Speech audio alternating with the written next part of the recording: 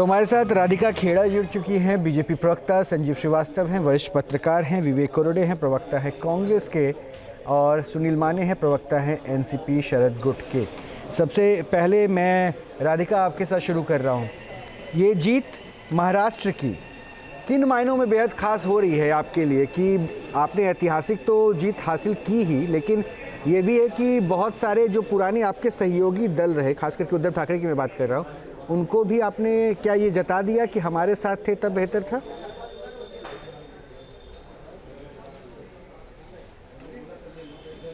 देखिए, महाराष्ट्र की जनता ने उनको जवाब दे दिया है कि असली शिवसेना कौन है और असली एनसीपी कौन है।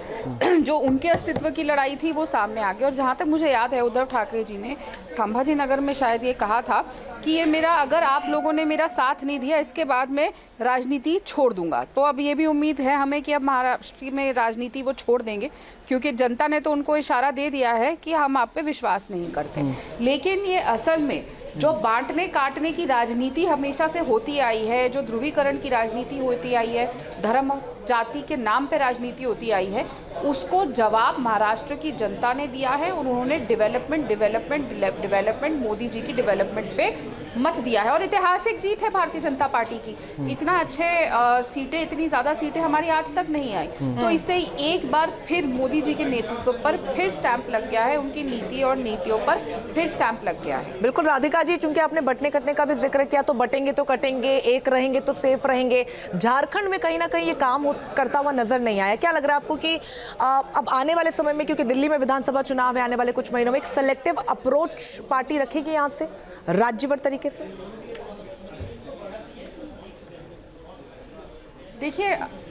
देखिए, जो हमने कहा, नारा दिया, बटेंगे तो कटेंगे और एक है तो सेफ है, उसका नतीजा आप देखिए ना। जहाँ पे मुस्लिम डोमिनेटेड सीट्स थी महाराष्ट्र में, वहाँ पे भी मुस्लिम ने भारतीय जनता पार्टी को वोट दिया। आप ऐतिहासिक जीत देखिए, मुरादाबाद में जो हम जीते हैं, 1 लाख से अधिक से मुस्लिम डोमिनेटेड सीट, जो 31 साल से हम आज तक नहीं जीते थे यूपी में।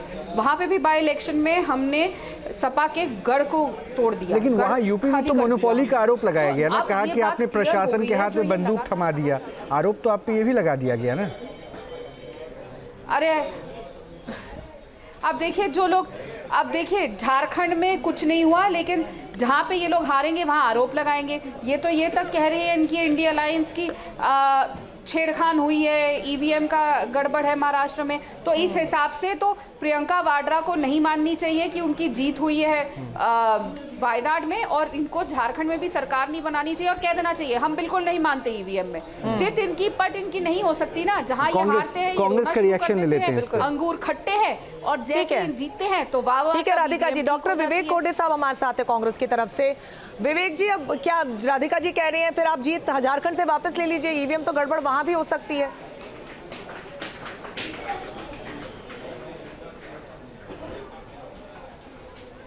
देखिए, ईवीएम के बारे में जो भी कहना है वो हमारे वरिष्ठ नेता कहेंगे।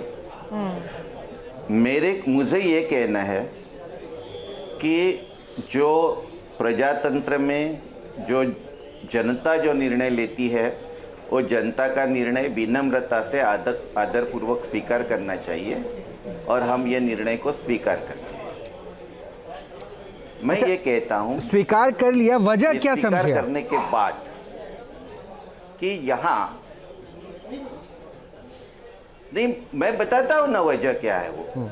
देखिए, ये इलेक्शन में भाजपा की ओर से, युति की ओर से बहुत पैसा बांटा गया।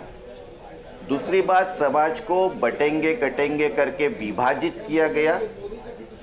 सरकारी यंत्रणा का गैर वापर किया गया। वोटर्स लिस्ट में भी मैनिपुलेशन किया गया। इतना होने के बावजूद भी हमें ये पूरी आशा थी कि हम महाराष्ट्र में हमारी सरकार बनाएंगे। जनता ने हमें पराभूत किया है। नहीं, जब अब इतनी कुछ पराभूत होने के बाद, मैं विवेक साहब ये नहीं समझ पाया, जब इतनी बातों का आपको पता था, तो फिर आप कैसे उम्मीद करके चल रहे थे कि आप सरकार बना लेंगे? तो फिर उम्मीद नहीं कर रहे थे, फिर बेईमानी कर रहे थे फिर आप, या तो ये अब बोल रहे हैं आप? क्योंकि इसलिए हमें देखो, हम ग्राउंड पे काम करने वाले लोग हैं। हम लोगों से बात करते थे और इतना होने के बावजूद भी हमें पूरी आशा थी कराडे कि हम साहब जीत 16 जाएंगे। सीटों हम पे नहीं हैं जीते, वो आप। क्यों हो गया सर मुझे हम वो आपको ग्राउंड बताएंगे लेकिन कराडे मैं ये साहब, कहता डॉक्टर हूं साहब कि मुझे जीत वो ग्राउंड नहीं, बताएंगे। 16 सीटों पे आप आ जाइए मैं महाराष्ट्र में। सामने आंकड़ा देख रहा हूँ। तो ये कौन से ग्राउंड पे काम किया आपने, मैं ये पूछ रहा था। देखिए, हम ग्राउंड पे काम किया है, फिर भी हमें जनता ने क्यों वोट नहीं दिया, उसका विश्लेषण हमें करना पड़ेगा। मुझे थोड़ा पूरा करने दो। हम ये विनम्रता से स्वीकार करते हैं जो जनता ने जो निर्णय दिया है उसको, लेकिन आपके ही चैनल पे मैं अभी कोई नया अभिमन्यु आया है, वो अभिमन्यु की प्रतिक्रिया सुन रहा था कि महाराष्ट्र में राष्ट्र विरोधी शक्तियों का पराभव हुआ है। तो झारखंड में क्या राष्ट्र विरोधी शक्ति जीत रही है?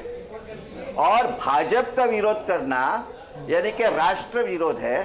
इन लोगों ने जो जिस तरह का नैरेटिव समाज में निर्माण किया है वो नैरेटिव बिल्कुल गलत है। विपक्ष विरोधक होता है, शत्रु नहीं होता। दूसरी बात, ये डेवलपमेंट की बात करते हैं, तो ये डेवलपमेंट ठीक है, आगे अपनी बात चर्चा को सर जारी रखेंगे, क्योंकि आपने जिक्र किया है नए अभिमन्यु का। तो दर्शकों को एक बार सुनवा दें कि महाराष्ट्र में प्रचंड जीत पर देखिए वो बाइट भी आपको सुनवाएंगे, लेकिन फिलहाल ये तस्वीर चूंकि राजनीति में अब जीत का पर्याय बन चुकी है जलेबी, फिर चाहे वो आकार में कैसी हो, बड़ी हो, छोटी हो। और ये तस्वीरें आपको दिखा रहे देवेंद्र फडणवीस को, आप देखिए किस तरीके से अब खुशी में पूरी तरीके से सराबोर यहाँ पर भारतीय जनता पार्टी के तमाम कार्यकर्ता और नेता, क्योंकि जिस विनोद तावड़े हैं, मोहित कंबोज हैं, वो सब मिलके उनको जलेबी। अच्छा राधिका, जरा ये बता दी, जलेबी चल रही है इस बार या लड्डू है? और जलेबी कहाँ से मंगवाए, हरियाणा वाली है या फिर स्पेशल ऑर्डर कहीं और से हुआ? अभी भी जलेबी वैसे तल रही है वीडियो में।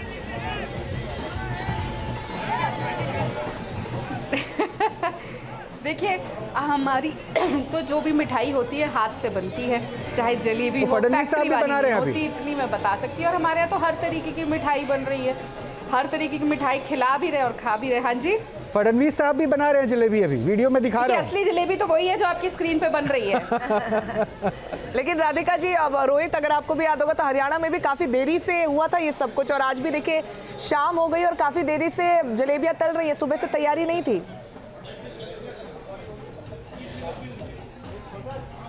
राधिका जी, देखिए, हम कभी भी नतीजों के पहले खुशियां नहीं मनाते। ये हमारी संस्कृति में नहीं है, हमारा धर्म ही ये हमें नहीं सिखाता। हमेशा कहा जाता है कि अगर पहले खुशियां मना लेंगे तो वो उल्टा हो जाता है। पर कांग्रेस पार्टी देखिए ना, पहली जलेबियां बांटनी शुरू कर देती है, पहली खुशियां मना देती है, खुद को जीता हुआ डिक्लेयर कर देते हैं। जो लोग 99 में खुद को प्रधानमंत्री डिक्लेयर कर देते हैं, उनके साथ यही हाल होता है। अच्छा राधिका, एक कमेंट मैं सुनील माने साहब का लेना चाह रहा हूँ। सुनील माने साहब का एक कमेंट मैं लेना चाह रहा हूँ, उसके बाद मैं बताऊंगा कि अभिमन्यु की बात क्यों कही थी उन्होंने।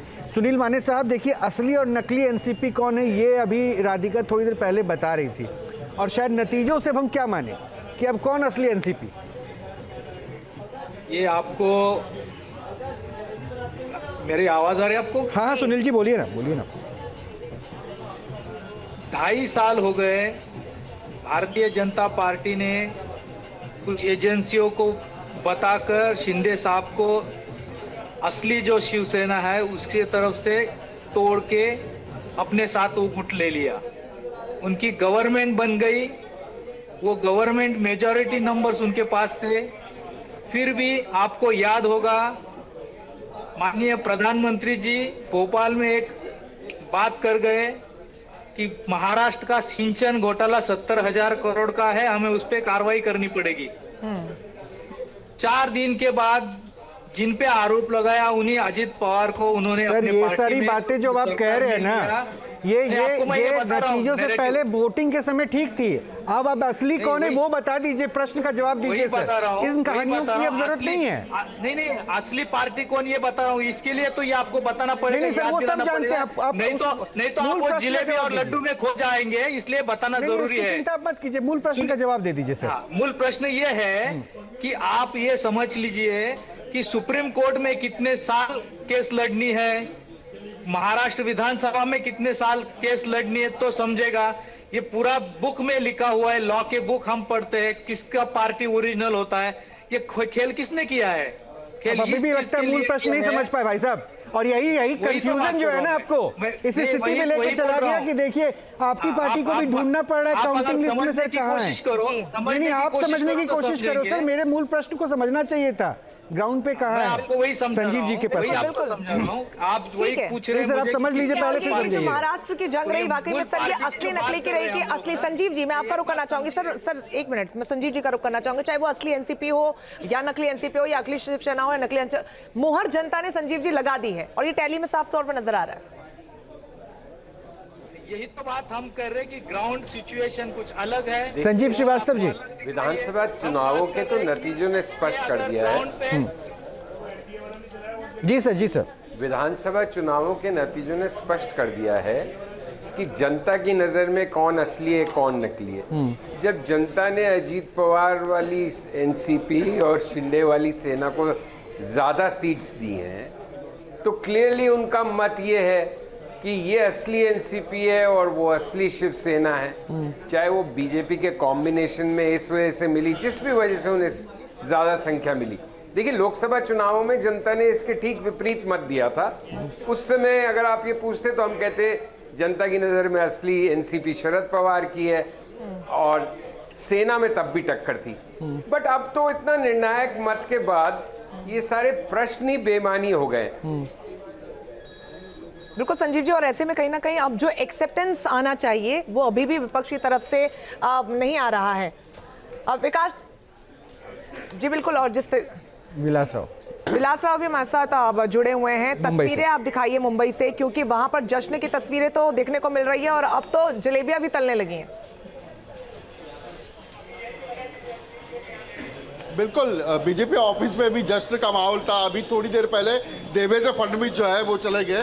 ये देखिए, ये पटाखे यहाँ बजे थे। अभी थोड़ी देर पहले देवेंद्र फडणवीस ने जो भाषण किया है महाराष्ट्र के लोगों को उद्देश्य के जो भाषण किया उसमें उन्होंने ये साफ किया है कि हम लोग एक है तो सेफ है। नरेंद्र मोदी जी का जो नारा था उसके बल के ऊपर ये महाराष्ट्र में सत्ता आई है। और बहुत अहम बात देवेंद्र फडणवीस ने यह भी कहा है, अगर विपक्ष के पास ज्यादा सीटें नहीं है तो हम उनको नजरअंदाज नहीं करेंगे, महाराष्ट्र के विकास के लिए उनको भी साथ लेकर चलेंगे।